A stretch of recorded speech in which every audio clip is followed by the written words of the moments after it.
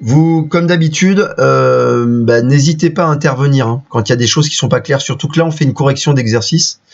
Donc moi je vois pas ce que vous faites, où vous en êtes, etc. Ce que vous avez fait. Donc normalement il faut que vous ayez votre exercice sous les yeux pour pouvoir comparer avec ce que je vais vous proposer.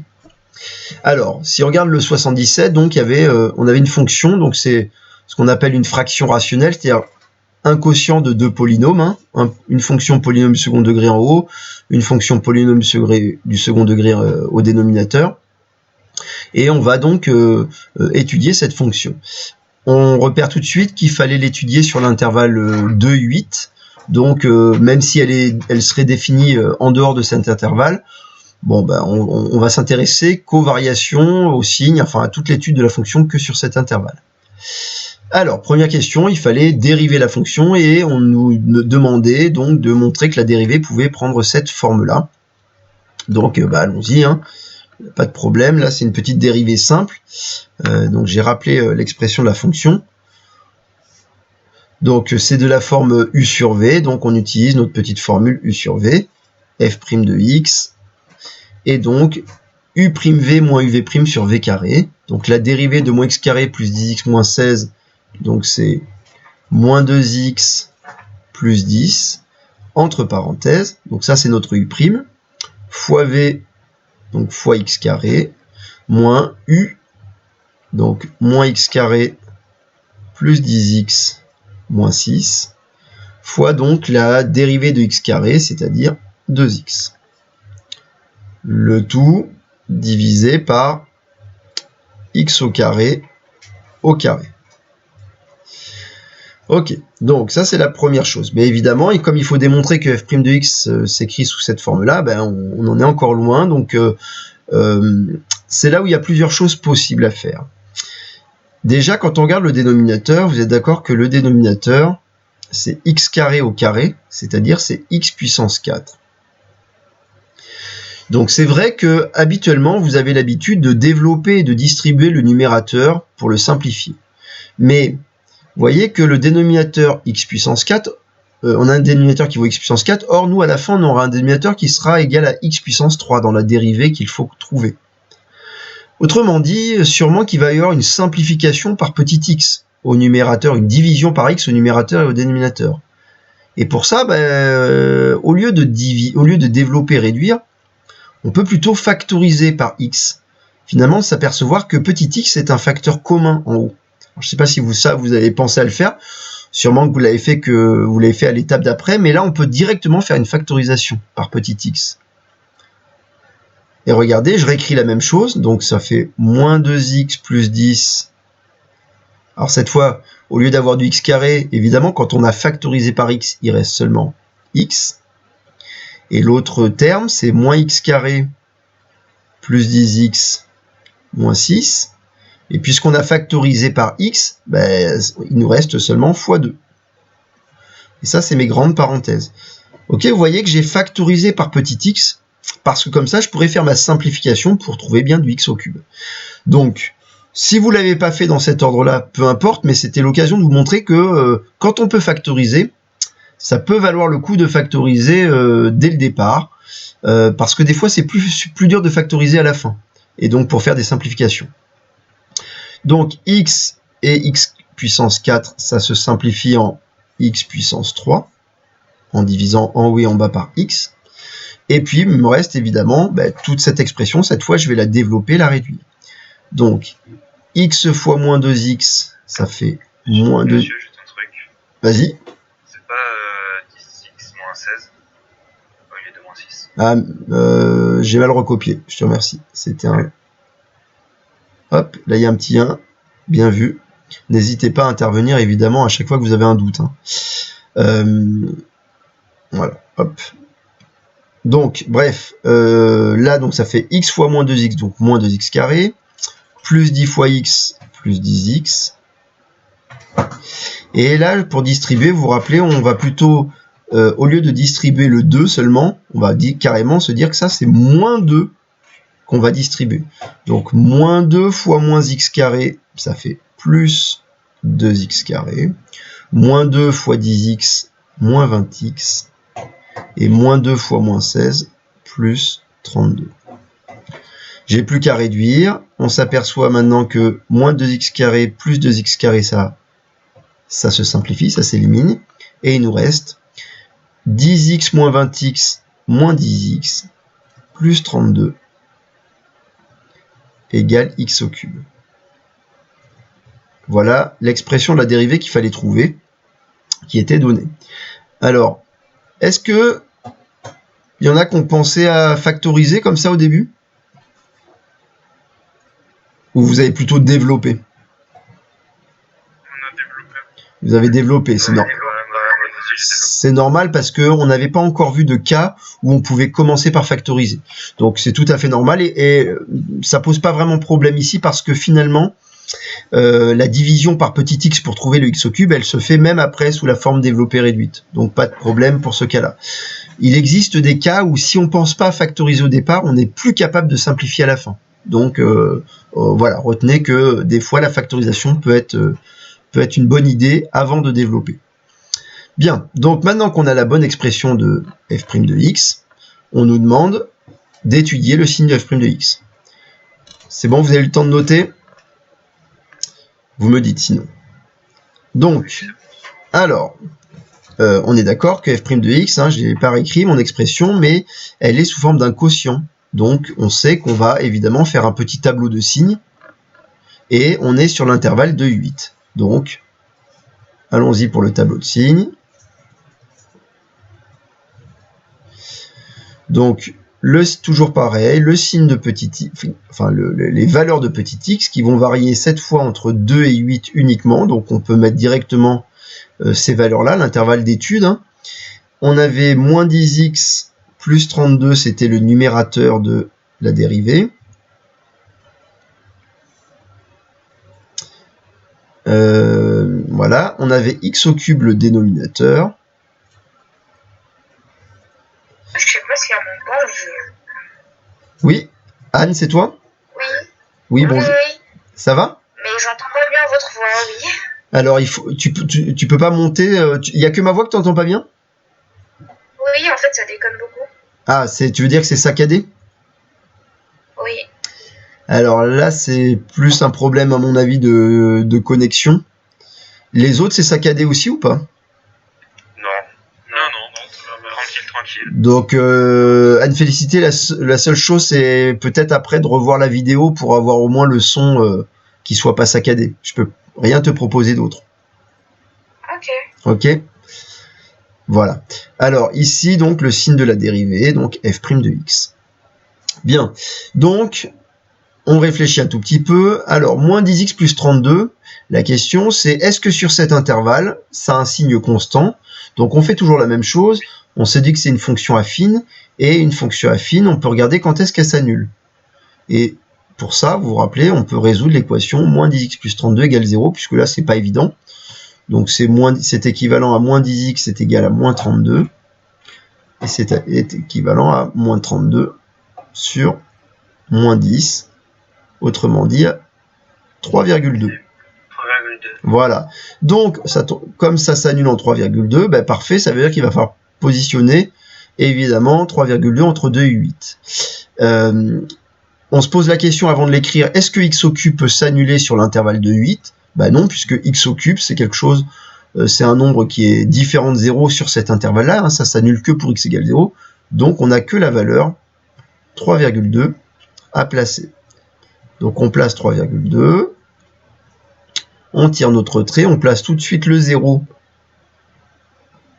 puisque 3,2 c'est la valeur qui annule moins 10x plus 32, et on va pouvoir mettre nos signes. On peut aussi placer notre 0 ici, puisque c'est le numérateur qui s'annule, donc ça veut dire que le quotient, la dérivée, vaudra 0. Alors maintenant, qu'est-ce qu'on met comme signe? Dites-moi. Alors avant 0, c'est... On met plus, c'est moins, voilà. Plus, moins, plus... Il y a après, on met plus. Voilà, plus, moins, parce que moins 10 est strictement négatif, donc la fonction affine est strictement décroissante, donc on est à gauche dans les positifs, à droite dans les négatifs. Là, c'est positif, puisqu'on a dit que c'était toujours positif sur cet intervalle, et règle des signes, plus, moins. Parfait. Ok, donc on est sur un petit exercice, vraiment c'est des exercices qui sont importants parce que c'est des exercices de base. Si vous maîtrisez ça, ça veut dire que sur l'essentiel de ces notions-là, de signes de la dérivée, vous maîtrisez votre sujet. L'exercice que je vous avais corrigé en vidéo était un peu plus compliqué puisque c'était des fonctions où il y avait des fonctions trigonométriques et donc il fallait aussi une petite maîtrise du cercle trigonométrique. Là, c'est pas le cas, c'est juste des fonctions, ça, une fonction affine, donc on en a fait plein d'exemples. Bien. Alors, en déduire le tableau de variation, bah, vous savez que là, puisqu'il y a deux questions différentes, eh ben, ça veut dire qu'il faut faire deux tableaux. Il faut refaire rapidement notre petit... Ça va être le tableau un peu complet. Donc, le tableau avec la dérivée en première ligne. Donc, on redonne le signe de la dérivée. Donc, on avait ici 3,2 plus 0 moins. Je vais mettre un peu plus... Donc, plus 0 moins. Et donc, les variations de f, et on sait que dès que la dérivée est strictement positive, ça nous donnera une fonction strictement croissante. Et donc, voilà les variations de la fonction. Puisqu'on nous demande le tableau de variation, et il faut le faire complet, donc on a des valeurs à rajouter. Combien de valeurs est-ce qu'on a à rajouter? Une seule. Une seule. Et non, il y en a 3. Et il y en a 3 ici parce que... Ben oui, parce que finalement 2, il est dans l'ensemble de définition, donc là vous êtes capable de mettre une valeur ici. On n'est pas en moins l'infini ou en plus l'infini ou sur une valeur interdite. Et donc on va calculer évidemment f de 2, f de 3,2 et f de 8. Voilà. Alors, faut pas se tromper, bien reprendre l'expression de la fonction qui est ici. Alors, f de 2, ça nous fait du... Alors, moins 4 plus... Donc, moins 4 plus 20 moins 16 sur 2 au carré 4. Sauf que ça fait 0. Donc, f de 2, c'est 0. Ok, hop, voilà. F de 8, on refait pareil. Donc, ça nous fait du moins 64 plus 80 moins 16 sur, et c'était du 8 au carré, et ça fait encore 0 aussi. On est dans un cas où finalement, voilà, les images, chaque borne sont 0. L'image de 3,2, vous avez dû le calculer. Combien?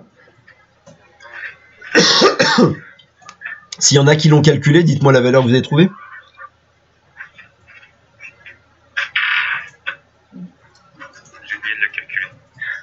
Alors, à chaque fois qu'on pense au tableau de variation, on pense à calculer les valeurs des petits extrémas locaux. Et donc là, il faut calculer l'image 3,2. Je vous laisse le calculer, là, vous me dites combien vous trouvez.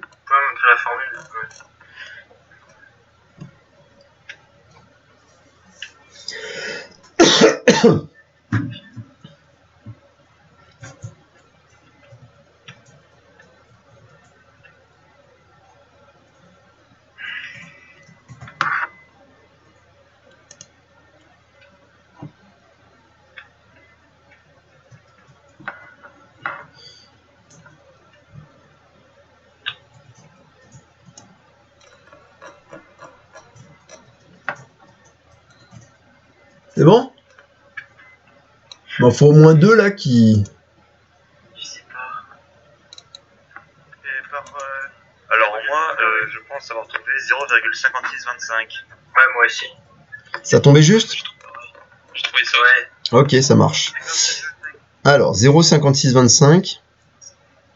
Ouais. Bien.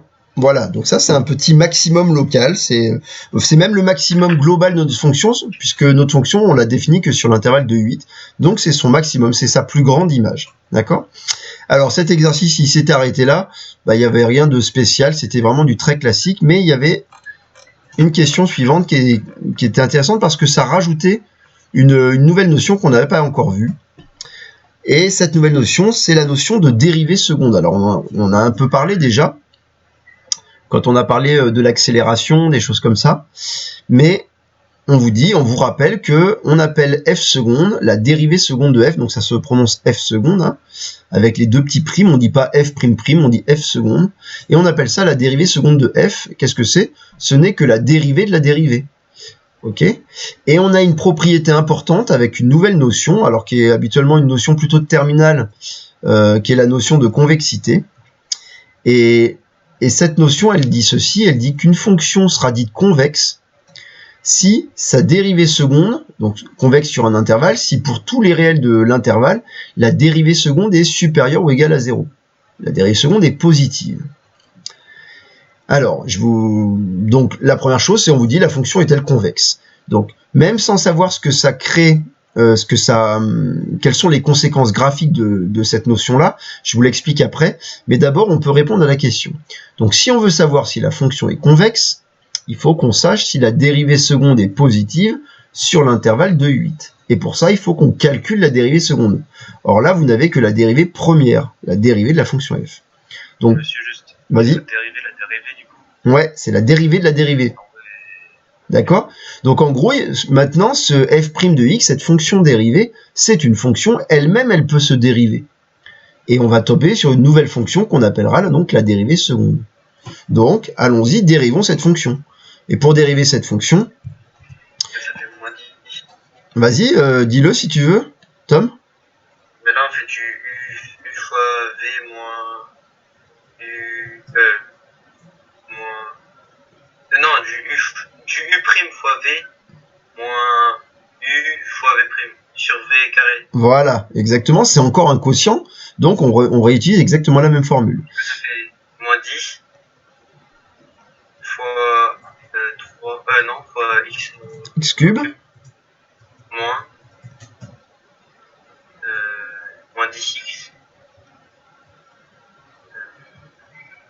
plus 32. Ouais. Oui. Fois 3x carré. Voilà, fois 3x au carré. Le tout divisé par sur x carré au cube. X cube au carré. X cube au carré. Voilà. Ok, bon, alors évidemment, on va devoir étudier le signe de cette fonction. Donc, commençons par le dénominateur. On sait qu'il faut la transformer aussi. X puissance 3 au carré, hein, d'après les formules de puissance, c'est x puissance 3 fois 2, 6. Et on peut faire exactement comme tout à l'heure. On a deux possibilités. Soit on essaie de développer tout et de réduire, et après de simplifier, soit on voit qu'on peut tout de suite factoriser. Est-ce que vous voyez une factorisation là? Évidente. Non. Entre ce produit là, un facteur commun entre ce produit et ce produit. Bah, des x. Ouais, c'est-à-dire x exactement. Le meilleur facteur commun pour l'instant c'est x carré. On peut factoriser par x carré. L'intérêt quand on fait ça, vous voyez bien qu'on va pouvoir simplifier après. Ça va nous aider sûrement, ça va nous simplifier un peu le travail d'étude quand on va devoir faire son étude de signe. Vous avez vu que là j'ai écrit un truc qui est faux là? Je voulais le dire, mais il y avait Tom qui parlait. C'est f prime. Eh oui, c'est f seconde. D'accord? C'est la dérivée de la dérivée. F seconde de x. Voilà. Bien, allons-y. Et donc, quand je factorise par x carré, qu'est-ce qui me reste dans le premier produit là? Moins 10x. Moins 10x. Ok. Et ensuite, moins... Là, je réécris à l'identique. Moins 10x plus 32. Fois 3. Fois 3. Exactement. Donc ça me permet de faire une petite simplification par x carré. Puisque là, j'ai du x carré, là, j'ai du x puissance 6. Quand on simplifie par x carré, il reste au dénominateur x puissance. J'ai pas compris là. Ben, Là, je sais pas, j'ai pas compris non plus. En fait, ici, là, le fait d'avoir un x carré en facteur, x puissance 6, j'aurais pu le décomposer avec un x carré aussi. X puissance 6, c'est x carré fois x cube. Exactement. Hein, x puissance 6, ça s'écrit x carré fois x puissance 3. On le fait le x carré. Et voilà. C'est pareil qu'à côté. Alors pas tout à fait, parce que regarde, ça c'est pas la même décomposition que x carré fois x puissance 3. Ça c'est x au cube au carré, il fallait quand même le calculer et ensuite se dire, comme on peut décomposer x puissance 6 en x carré fois x puissance 3, ben on peut simplifier par x carré en haut et en bas. Donc il reste x puissance 3. C'est bon? Et monsieur, x carré fois x puissance 3, ça fait pas x puissance 5? Oui, alors pardon. Merci Bah si. Anne-Félicité. C'est pas x puissance 3, évidemment, c'est... C'est x puissance 3 et x puissance 3, non? Ah oui, mais nous, on veut faire apparaître x carré. C'est x carré multiplié par x puissance. Rappelez-vous vos formules de puissance. 4. Oui, parce que... Puissance 4. Bien sûr, parce que la formule, c'est a puissance n fois a puissance m, c'est a puissance n plus m. Et donc, si vous voulez décomposer votre x puissance 6, vous le décomposez en x puissance 2 fois x puissance 4. D'accord? Donc, il nous reste bien x puissance 4. Merci Anne-Félicité d'être vigilante. En fait, il fallait faire 2 moins, enfin 6 moins 2, quoi. Et oui, on peut... Exactement, on peut aussi utiliser la propriété avec les quotients, c'est-à-dire de dire, finalement, regardez, on peut l'écrire comme ça. En gros, monsieur, ça aurait été x puissance 7, ça aurait été x carré fois 5. Exactement, fois x puissance 5. Si c'était un 7 ici, tu aurais x carré fois x puissance 5. Hein, c'est des sommes, hein, ici. Là. Ouais, c'est une somme. Donc, par rapport à ce que tu viens de dire, là, sur la soustraction, Gabriel, c'est ça. Hein. X carré sur x puissance 6, on peut utiliser cette propriété-là, c'est 1 sur x puissance 6 moins 2, c'est-à-dire 1 sur x puissance 4. Ok? Bref, qu'est-ce qui nous reste en haut, alors? Il nous reste moins 10x. Et là, on développe le moins 3. Moins 3 fois moins 30x, ça fait plus 30x. Et moins 3 fois plus 32, ça fait moins 96. C'est bon, on y est. Et on réduit, ça fait donc 20x moins 96 sur x puissance 4. Voilà notre dérivée seconde. Voilà l'expression de f seconde de x qui n'est que qui est la dérivée de la dérivée, et donc c'est la dérivée seconde. Bon. Juste un truc. Vas-y. Est-ce que ça existe de dériver encore plus? Enfin... Bien sûr. Tu vois bien que cette fonction pourrait continuer à la dériver. Il y a des fonctions comme ça, là tu peux continuer à la dériver à l'infini, elle va continuer à avoir une expression qui ressemblera un peu à ça. Mais imagine que tu dérives une fonction polynôme de degré 3. Par exemple, je fais un petit aparté là, si on avait f de x égale x au cube plus 2x carré plus 5. Je dérive une première fois, ça fait quoi?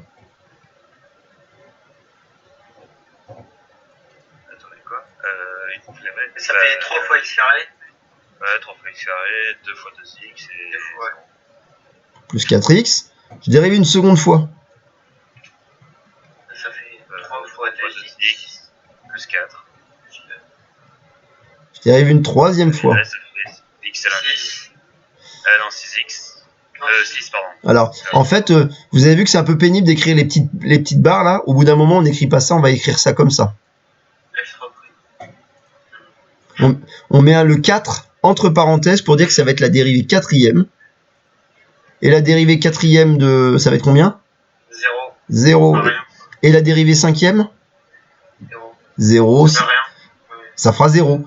Et donc, en fait, toutes les dérivées, à partir de là, toutes les dérivées de cette énième de cette fonction-là, elles seront toutes égales à 0 à partir de la dérivée quatrième. Donc, quand vous partez d'une fonction polynôme, vous finirez toujours par tomber sur 0 si vous dérivez successivement plusieurs fois. Mais... Est-ce qu'ils ont une utilité? Est-ce que ça sert à quelque chose? Ah oui, il y a beaucoup de choses importantes sur les dérivées énièmes d'une fonction. Ça sert à faire plein d'approximations, par exemple. Mais ça, c'est des choses qu'on voit plutôt dans le supérieur, c'est-à-dire que quand on connaît toutes les dérivées d'une fonction, ça va nous permettre de simplifier plein de problèmes de modélisation, de recherche de maximum, d'optimisation, etc. Et pour ça, il faut connaître les dérivées successives d'une fonction. Bon, mais on est très loin de notre programme. Hein. Je vous rappelle qu'on est en première et que nous, on découvre la dérivée première. Même là, la dérivée seconde, c'est un petit exercice, mais c'est pas l'objectif, évidemment, de ce chapitre. Alors, on n'a pas terminé l'exercice puisqu'on vous demande de savoir si la fonction est convexe. Et pour ça, il faut regarder, est-ce que cette dérivée seconde, est-ce qu'elle est positive sur l'intervalle 2, 8, sur l'intervalle de 8. Donc, on doit étudier son signe. On fait pareil, si on fait avec 2, ce sera pas bon. on fait le signe. On fait l'étude de signe, hein. Il n'y a pas le choix. Hein. On fait l'étude de signe et on sait faire une étude de signe. On fait un petit tableau de signes. Quand on a une forme de quotient comme ça, on a une forme qui est adaptée à l'étude de signe. Et donc, on recommence tout de suite à faire ce qu'on a déjà fait. Mais cette fois avec la dérivée seconde. Hop. X puissance 4. Et f seconde de x. Donc, x puissance 4, ça va évidemment être toujours positif. Mais il nous faut le signe de 20x moins 96. 20 fois 4. Le x, il va être égal à 4,3. Non, j'ai n'importe quoi. Alors, c'est facile, hein, c'est 4,8. 4,8. Et donc 4,8.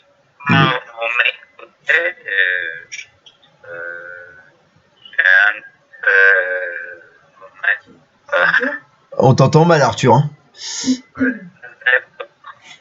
Écris-le dans le chat parce que je comprends rien du tout.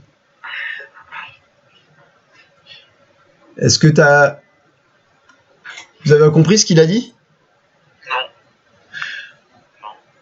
Son micro fait un arrêt cardiaque. Ouais, écris. Arthur, écris-le dans le chat si tu peux. Alors, je continue. Donc ici, la dérivée s'annule. Ça s'annule ici. Cette fonction est affine. Coefficient de x positif, donc moins 0 plus. X carré, donc positif tout le temps. X puissance 4 est positif tout le temps. Et donc, la dérivée est moins plus. Donc, est-ce que f est convexe sur l'intervalle de 8?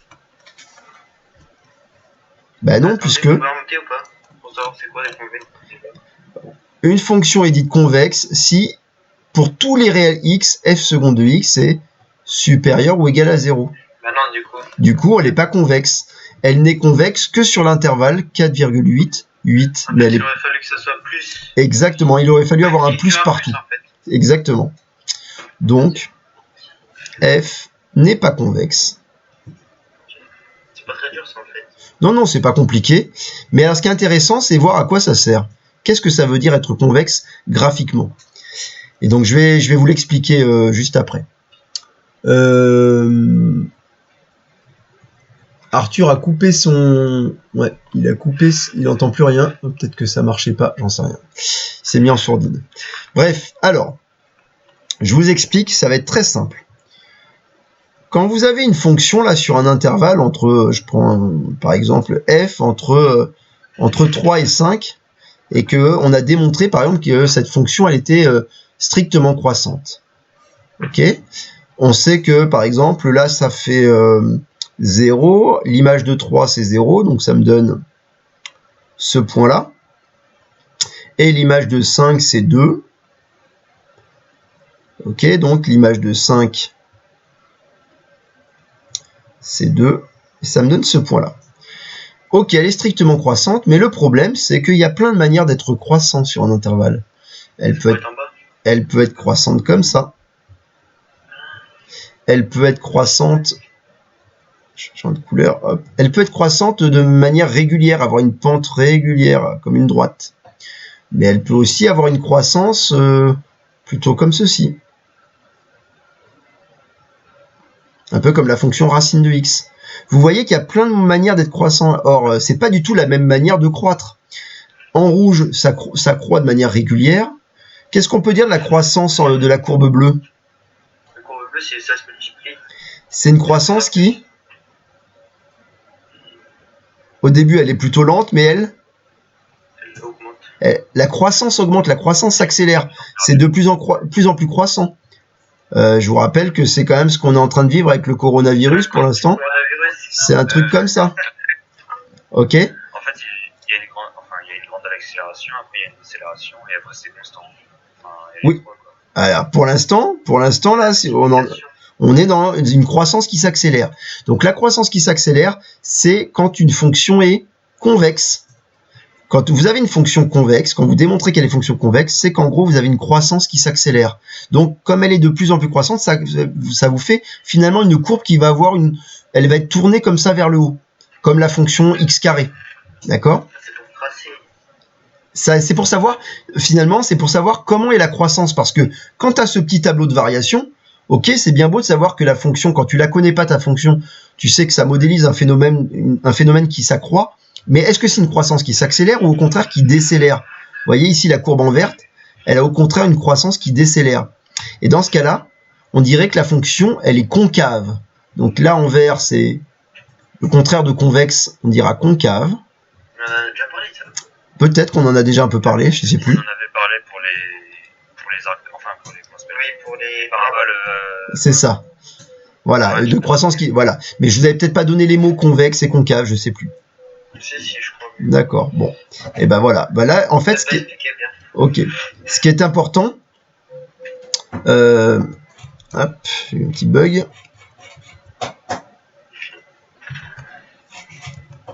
Ouais, ça buguait, je refais. Ce qui est important, c'est de se dire que finalement, pour savoir si on est dans le cas convexe ou dans le cas concave, il nous suffit que d'étudier le signe de la dérivée seconde. Voilà son utilité principale, on va dire, à la dérivée seconde. C'est que la dérivée seconde, elle va vous permettre de savoir comment se fait la croissance ou la décroissance. Est-ce que c'est quelque chose qui s'accélère ou qui ralentit? Donc, c'est évidemment, quand on étudie une fonction, ben, on n'a pas seulement besoin de connaître ses variations, on veut aussi connaître on fait son étude de concavité ou de convexité pour savoir à quoi ressemble la courbe et quel phénomène elle modélise.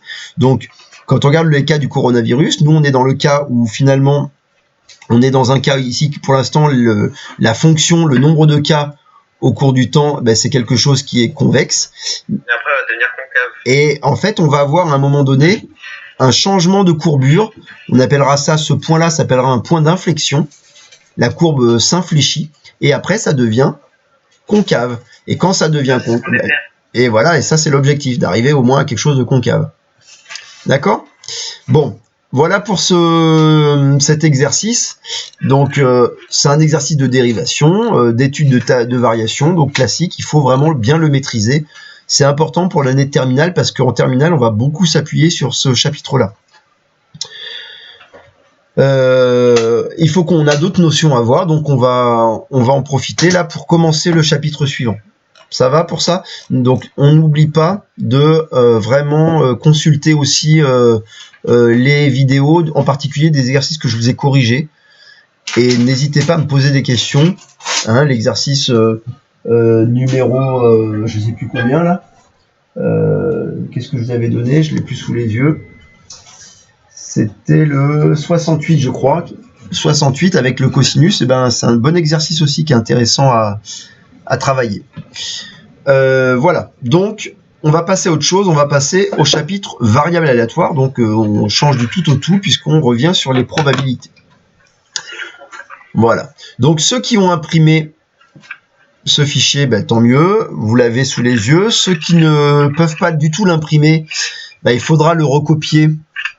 Donc pour ça, bah, vous n'êtes pas obligé de le recopier là complètement tout de suite. Vous pouvez le faire après en revisualisant la vidéo. Ceux qui veulent imprimer plus tard, bah, c'est pareil. Vous essayez de prendre des petites notes et de suivre le cours. Et puis vous le compléterez en revisualisant la vidéo. Donc, ce chapitre s'appelle variable aléatoire. On va donc définir cette nouvelle notion qui est une notion du chapitre des probabilités. Donc la première chose, c'est de définir ce que c'est qu'une variable aléatoire. Donc on se remet quand même en tête là, parce que là on switch vite sur une autre notion, c'est qu'on s'intéresse aux expériences aléatoires. Vous vous rappelez, c'est une expérience aléatoire, c'est une expérience dont on ne peut pas prévoir un résultat à coup sûr. Et donc, par exemple, quand je lance un dé à 6 faces, ça c'est une expérience aléatoire, je ne sais pas sur quoi ça va tomber. Et par contre, ce qui va nous intéresser, c'est de quantifier nos chances que telle ou telle issue apparaisse. Donc, qu'est-ce que c'est qu'une variable aléatoire? Donc ça, c'est le petit 1. Donc, on lit la définition, on dit que lorsqu'à chaque événement élémentaire d'une expérience aléatoire, on associe un nombre réel, on dit que l'on définit une variable aléatoire. Donc, c'est l'idée d'associer à chaque issue, à chaque événement élémentaire de l'expérience, un nombre. Donc, on va voir des exemples pour bien illustrer ce que c'est, mais très simplement, je vais prendre un exemple un tout petit peu plus simple avant de commencer à compléter. C'est, je lance un dé à 6 faces, et donc pour chacune des issues possibles, par exemple, je peux obtenir un 1, un 2, un 3, un 4, un 5 ou un 6. Pour chacune des issues, je peux lui associer un nombre réel. C'est ça, faire une variable aléatoire. Donc par exemple, 1, 2, 3, 4, 5, 6. Ben, pour chaque issue, je vais lui associer un nombre, et c'est moi qui vais décider quel nombre. Et les nombres que je vais associer, ce ne sont pas des probabilités, ce sont des réels, ça peut être des positifs et des négatifs. Par exemple, je vais décider d'associer le nombre... par exemple, le carré de la valeur. Donc ça va me faire 1. Est-ce que vous pouvez redémarrer le partage, ça a bugué. Ah, ok, je redémarre. Le partage de l'écran ? Ah non, c'est comment? Parce que d'habitude, c'est général. Ah non, moi ça marche aussi. Je repasse en direct. Moi aussi, ça marche. Ok, je viens de le relancer. Tu me dis... C'est bon, Fernando? C'est parce que tu joues aux jeux vidéo en même temps, c'est pour ça? Non, je télécharge. Ah bon. Ah ouais. Ok, c'est bon, c'est reparti? Ouais, ça marche. Ouais. Ok. Donc, je décide par exemple d'associer à chaque valeur de mon dé, là, en imaginant que là, ce sont les issues de mon dé, le carré de ce que j'ai obtenu. Donc ça va me donner 1, 4, 9, 16, 25, 36. Ok? Et donc ce que je viens de faire là, c'est finalement définir une variable aléatoire. Et on comprend bien qu'une variable aléatoire, en fait, c'est une fonction. Donc là, on a dit qu'on passait vous avez vu, d'un thème à l'autre qui avait rien à voir, mais en fait, il y a quand même un petit truc à voir, c'est qu'il y aura aussi des fonctions en probabilité. En particulier, on appelle ça une variable aléatoire. C'est l'idée d'associer à chaque issue de mon expérience un nombre. Et donc, je peux décider d'une petite formule, là, par exemple, mais on verra qu'on pourra décider de manière arbitraire les nombres suivant les exemples. Bien, alors regardons le premier exemple. Merci, j'ai plus de son. T'as plus de son. Alors, est-ce que t'as pas coupé, t'es pas mis en sourdine? J'entends vraiment rien. Et pourtant, t'es pas placé en sourdine. Il n'y a que elle que ça bug. Oui, il n'y a que elle. Ouais. Attends, Anne, tu nous entends ou pas quand nous on parle? Non, elle nous entend pas, mais je pense que c'est son truc qui a bugué. Ouais. Après, carrément, le psycho. Ça marche très bien. Ça marche. Ouais, c'est lié sûrement à sa connexion. Voilà. Pas trop de. Voilà, il faudra reconsulter, revoir la vidéo. Bien, donc je continue. Voilà un premier exemple. On vous dit, donc à chaque fois, c'est des exemples soit issus de tirage de cartes, de lancer de dés, de tirage de boules dans une urne, dans un sac, etc. Donc là, on a un sac qui contient 2 boules noires, une boule rouge, une boule jaune. Et on vous dit que l'expérience consiste à tirer au hasard successivement et sans remise 2 boules dans le sac. Donc 2 mots importants. Successivement, ça veut dire l'un à la suite. Et sans remise, ça veut dire qu'une fois qu'on a tiré une boule, on la remet pas dans le sac. Donc le joueur gagne 100 € par boule jaune, 10 € par boule rouge et 50 € par boule noire. Et on vous dit, on définit la variable aléatoire grand X qui donne le gain positif ou négatif du joueur. Monsieur, Oui. il perd 50 € sur une boule. J'ai dit quoi? Vous avez dit gagne. Pardon, il perd 50 € par boule noire. Merci. Donc, la variable aléatoire qu'on définit, c'est en fait le gain positif ou négatif du joueur. Donc, on appelle ça le gain algébrique. Donc, c'est pas toujours, on gagne pas, on peut perdre de l'argent. Comme tu l'as dit, on peut perdre 50 €, même plus. Et donc, ici, il va falloir que on s'intéresse à cette expérience où c'est pas seulement la couleur des boules qui nous intéresse, c'est aussi le gain de combien on aura gagné ou perdu à la fin quand on a joué à ce jeu. Donc, première chose, c'est grand X. Grand X, c'est la variable aléatoire, et donc on dit que grand X prend des valeurs. Alors, quelles sont les valeurs que peut prendre grand X à votre avis? Grand X, c'est pas les euros que... Enfin, c'est le gain algébrique une fois qu'on a tiré nos deux boules, d'accord? Alors si vous voulez, on peut le visualiser avec un petit tableau comme ça et le compléter. Alors vous avez vu, qu'on a numéroté les boules là. Il y avait deux boules noires, on peut très bien dire, il y en a une qui s'appelle la noire 1 et l'autre noire 2. Ça permet, c'est important pour pouvoir visualiser tous les cas possibles. Alors qu'est-ce que je vais faire apparaître dans mes cases de mon tableau là? Ben, l'argent que j'ai gagné. Donc ici, est-ce que je peux tirer la boule noire 1 puis la boule noire 1? faut la tirer. On peut pas la tirer puisque c'est sans remise. Exactement. Donc cette case là, on est sûr que il n'y a aucune valeur possible dedans. Puisqu'on ne peut pas tirer deux fois la même boule. Or, la noire 1, elle a déjà été tirée au premier tirage. On va dire que ici, la ligne, c'est le premier tirage et la colonne indique le deuxième tirage. Vous pouvez rajouter ici premier tirage, tirage de la première boule et puis deuxième boule. On va mettre plutôt donc première boule, deuxième boule. Bien. Donc, est-ce que vous comprenez bien qu'on ne pourra pas non plus tirer deux fois la boule noire 2. Donc, on grise ici. Et la boule rouge, comme il n'y en a qu'une, on ne peut pas non plus la tirer deux fois. Pareil pour la boule jaune. Donc, il n'y a rien dans cette diagonale-là.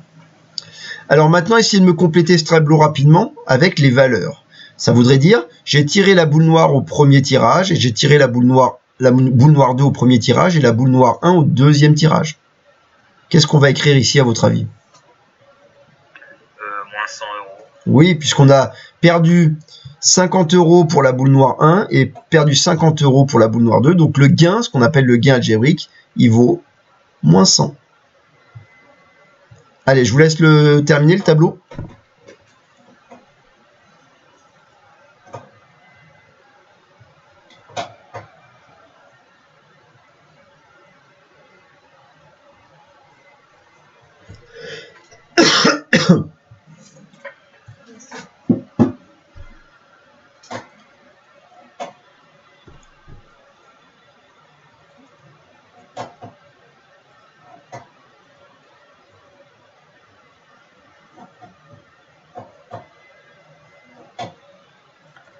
C'est bon?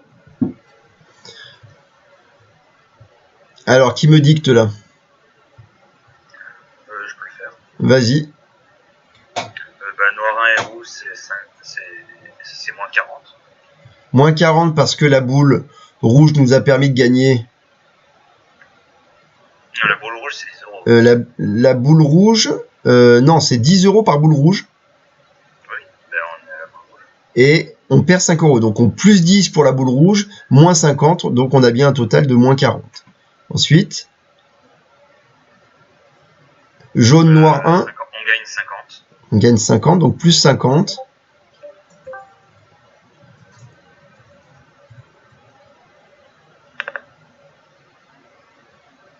Alors, rouge, noir 2.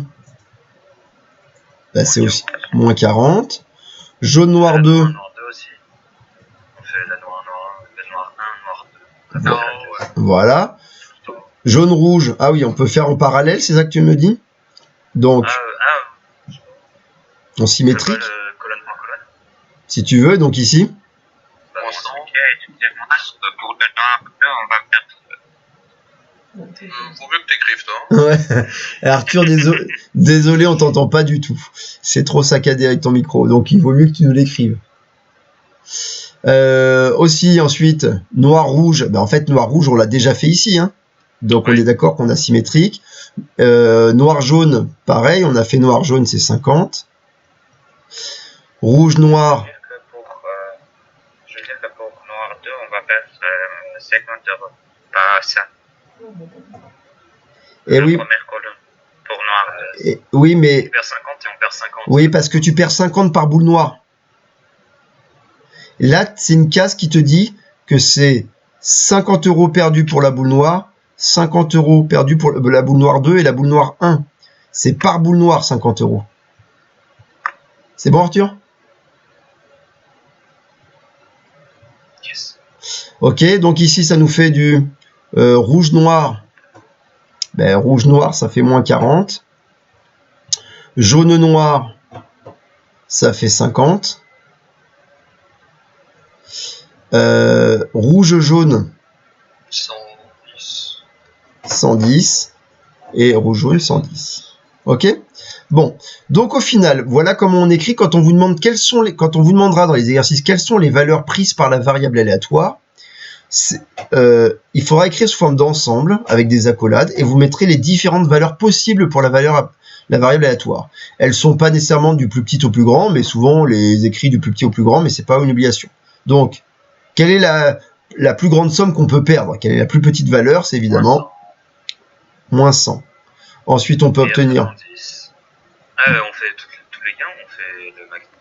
On fait tous les gains. On fait tous les gains, mais on fait tous les gains possibles de la variable aléatoire. En fait, on fait toutes les valeurs possibles pour la variable aléatoire. D'accord. Donc ensuite, on peut avoir 50 et 110. On n'a que 4 valeurs. C'est bon? Voilà. C'est pas plus dur que ça. Alors, ça va être souvent des exercices avec des histoires de jeux d'argent avec des gains et des pertes.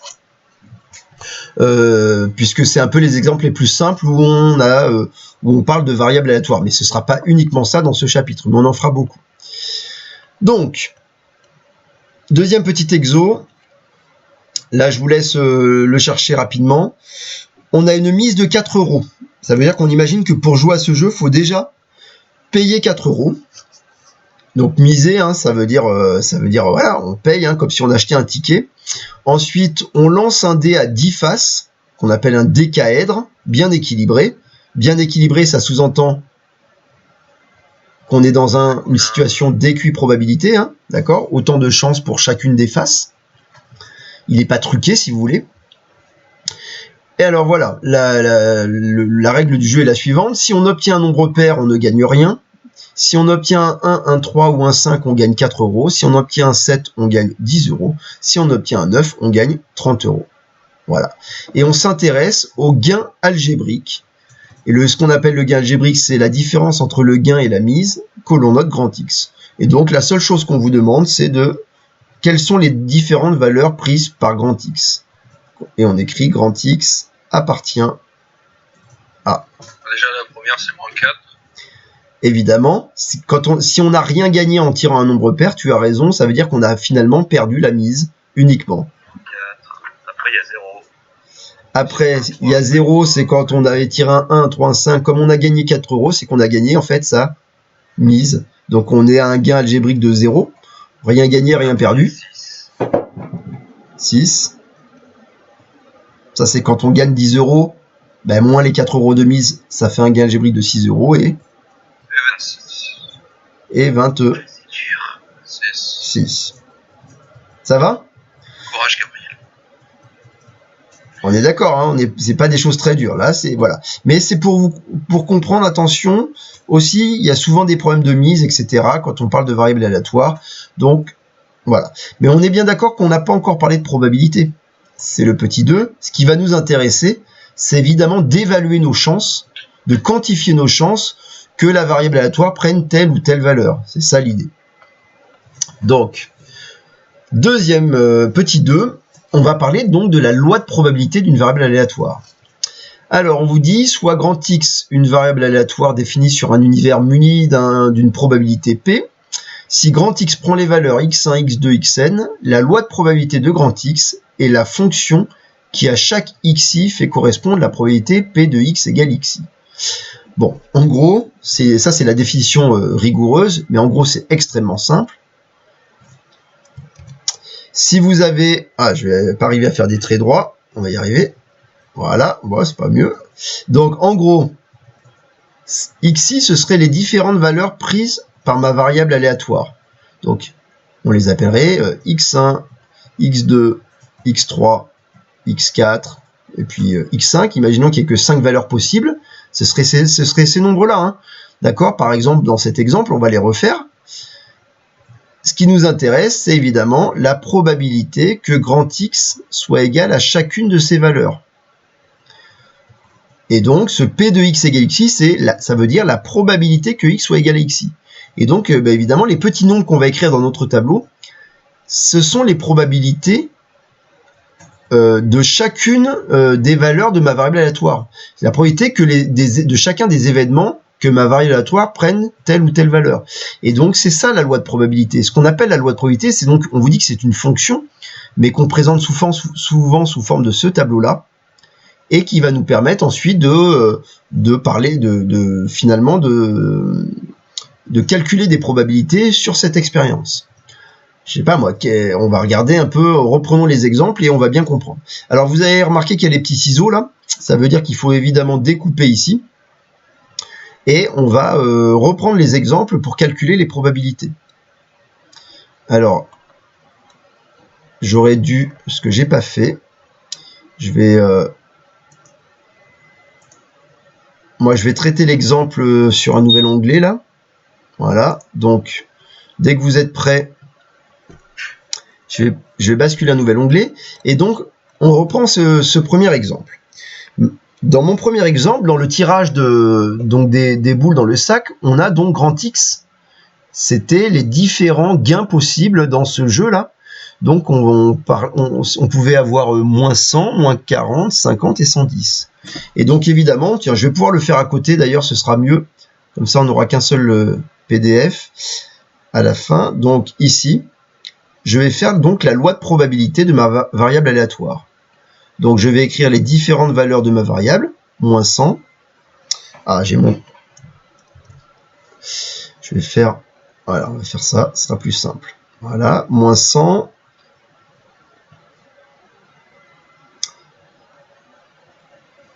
Donc, moins 40. 50. 110. Et donc, P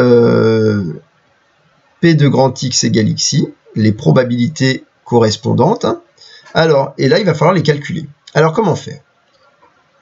Eh bien, il n'y a pas une règle qui marche tout le temps, ça va dépendre de chaque expérience, et souvent, ça va dépendre de quel type de représentation de l'expérience on a faite. Ici, on a représenté finalement notre expérience sous forme d'un tableau à double entrée. L'intérêt, c'est que ce tableau à double entrée, il montre toutes les combinaisons possibles, toutes les manières possibles d'obtenir ces 4 résultats-là. Et donc, c'est évidemment ce tableau qui va être intéressant. Alors, on s'aperçoit qu'il y a combien de combinaisons possibles dans notre tableau? Il y en a 6. Non. Bah ouais, mais 12, ça... on a 2 fois la noire 1, noire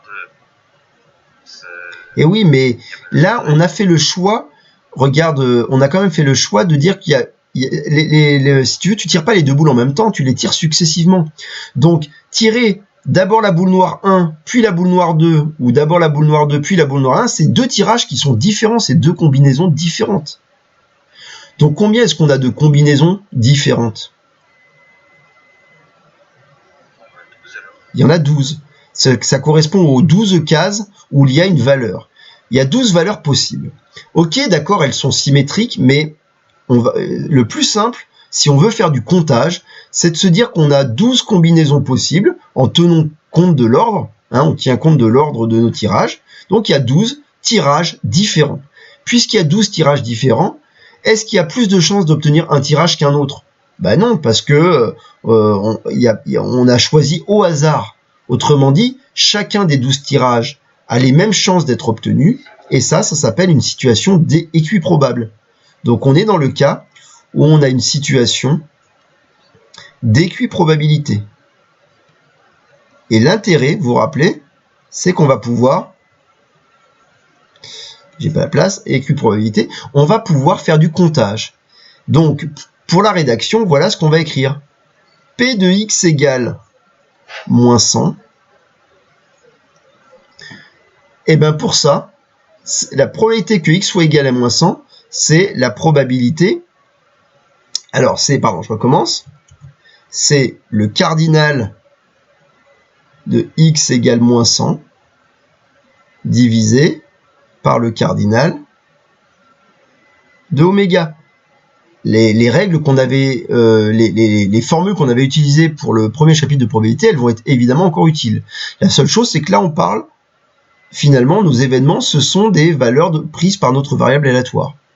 Alors, combien y a-t-il de cas où notre variable aléatoire prend la valeur moins 100 dans notre tableau?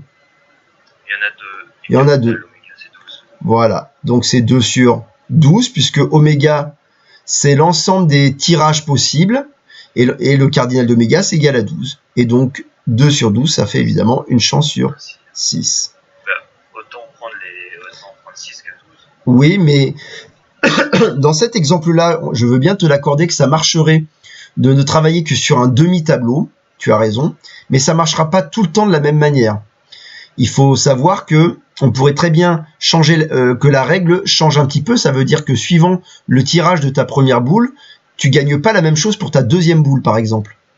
Donc, même si dans cet exemple-là, regarder la moitié du tableau serait suffisant pour trouver les bonnes probabilités, il vaut mieux, quand on fait des tirages successifs, finalement regarder l'ensemble des tirages possibles et donc de distinguer les tirages, dire que ce sont des tirages différents. Si tu fais la boule rouge en premier, la boule jaune en deuxième, ou inversement, on va dire que c'est deux tirages différents.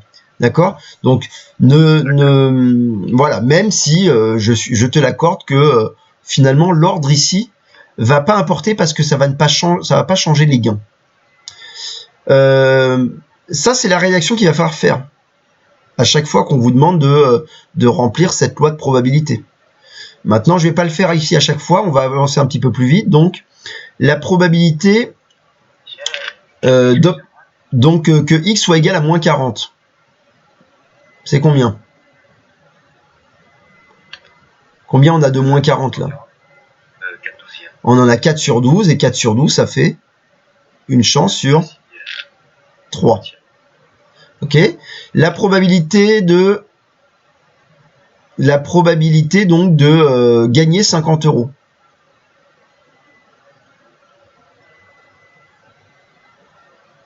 Pas toujours Gabriel, les autres aussi?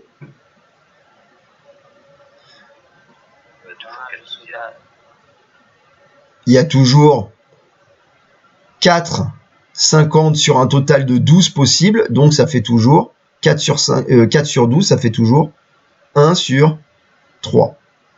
Et la probabilité de gagner 110 €, ben on a 2 chances sur 12, c'est-à-dire une chance sur 6. Ça va? Bon. Michel, excusez-moi. Vas-y Arthur. Pour le tableau, on sait qu'il y a 6 cas possibles. Pourquoi on met ensemble des valeurs prises par grand X que 4 valeurs?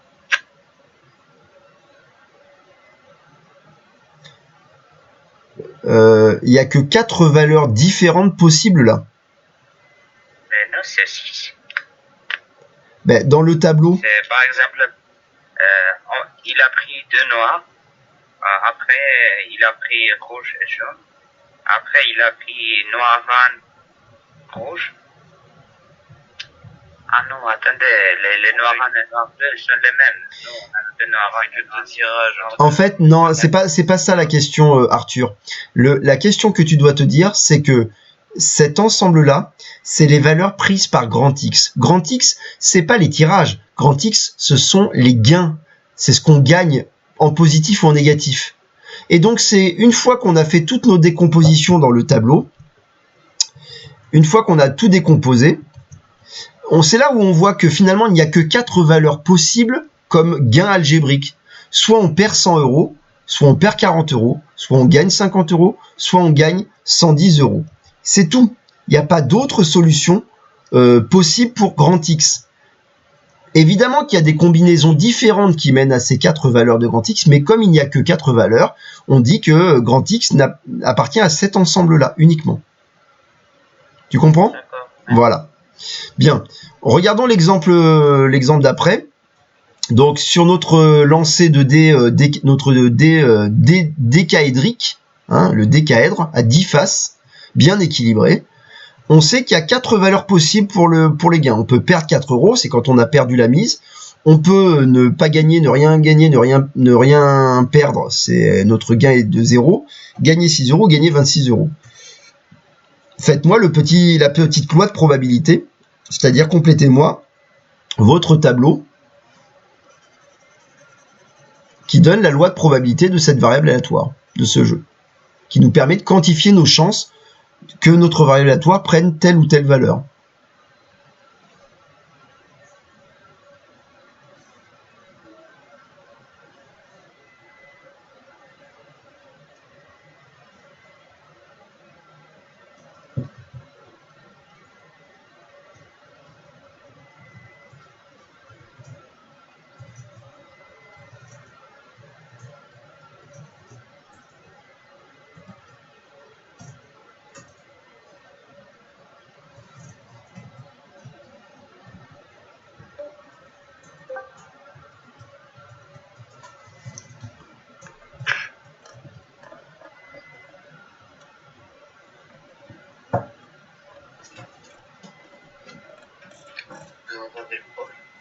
Ouais, mais oui, je parlais pas, c'est tout.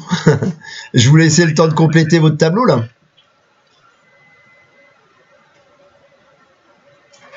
C'est pas très dur parce qu'on est dans un cas où il y a 10 faces, hein, je vous rappelle. Donc le cardinal de oméga, c'est évidemment 10. C'est pas difficile.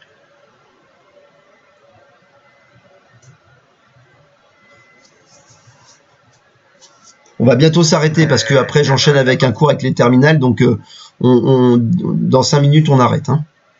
Moi j'ai trouvé les 4 valeurs. Vas-y. Allez, vas-y Arthur, on t'écoute. 30%, 10%, 10%. Redis-moi le premier.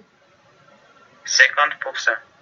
Donc tu me dis 50%. Il a 5 nombres pairs. Ouais, exactement, il y a 5 nombres pairs, 50%. Donc 5 sur 10, ça fait 50%. Ouais, alors je préfère que vous l'écriviez pas en pourcentage, ce sont des probabilités.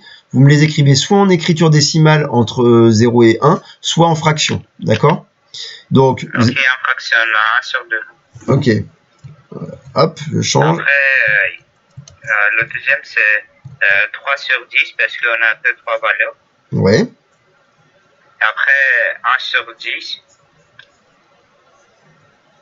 parce qu'il a juste le... Et après, encore une fois, 1 sur 10. Ok. Quand vous avez... Bon, là, c'est des exemples qui sont très simples. Mais quand vous aurez des choses un peu plus compliquées, n'oubliez jamais de vérifier que la somme de toutes les petites probabilités est bien égale à 1. Sinon, c'est pas une loi de probabilité. Donc là, il suffit de remettre 5 sur 10 plus 3 sur 10 plus 1 sur 10 plus 1 sur 10. Et ça fait bien 10 sur 10, il n'y a pas de problème. D'accord? Encore une fois, là, je ne l'ai pas rédigé. Ça se rédigerait comme ceci, avec les cardinaux. Bien. Voilà, en gros, c'est vraiment pas compliqué. C'est pas très compliqué, hein. La seule chose, c'est qu'on rajoute, au lieu de s'intéresser à quelle est la probabilité d'obtenir un 5, quelle est la probabilité d'obtenir un nombre pair, on a finalement associé à chaque issue, on a associé des nombres qui pourraient être des gains de ce qu'on gagne, etc. Et donc, on s'intéresse à la probabilité que la variable aléatoire prenne telle ou telle issue. Voilà. Donc, vous voyez que pour l'instant, c'est pas compliqué. Et d'ailleurs, ce sera un chapitre qui sera plutôt facile. Donc, il faut en profiter. On va écrire le travail à faire. Donc, pour jeudi. Je vais vous donner du travail à faire. C'est dans votre livre. Ok. Donc, je mettrai la vidéo donc pour ceux qui n'ont pas pu noter. Comme ça, vous recopierez ce qu'on a fait. Alors, jeudi, on sera jeudi 26. Donc, alors j'espère, mais je pense que ça devrait pas poser problème. Faut que je revérifie parce que je pensais qu'on en aurait peut-être fait un peu plus, mais on est resté un peu plus longtemps que prévu sur l'exercice. Et donc, laissez-moi juste vérifier si les exercices que j'avais prévus étaient... vous allez pouvoir les faire. Alors... Monsieur, jeudi 26, c'est l'heure à laquelle on se revoit. Jeudi 26, redis-moi ça. C'est l'heure à laquelle on se revoit. En fait, vous allez les faire, oui, voilà. Ce qu'il faut, c'est qu'ils soient faits pour le cours et on se voit à 16 h. Ok. Ok. Donc, hop, on peut rajouter si tu veux, hop, pour 16 h.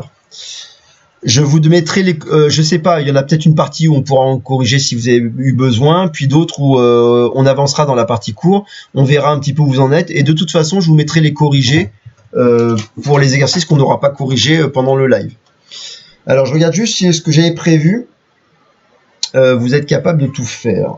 9, ouais, 20.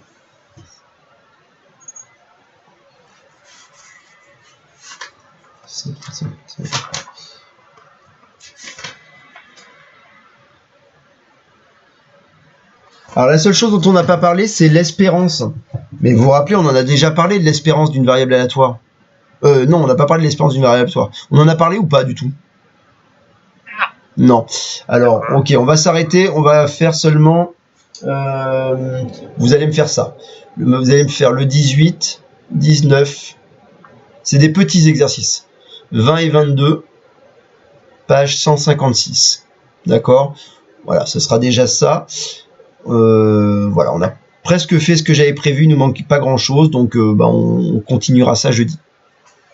C'est bon pour tout le monde? Oui. Oui. Ok.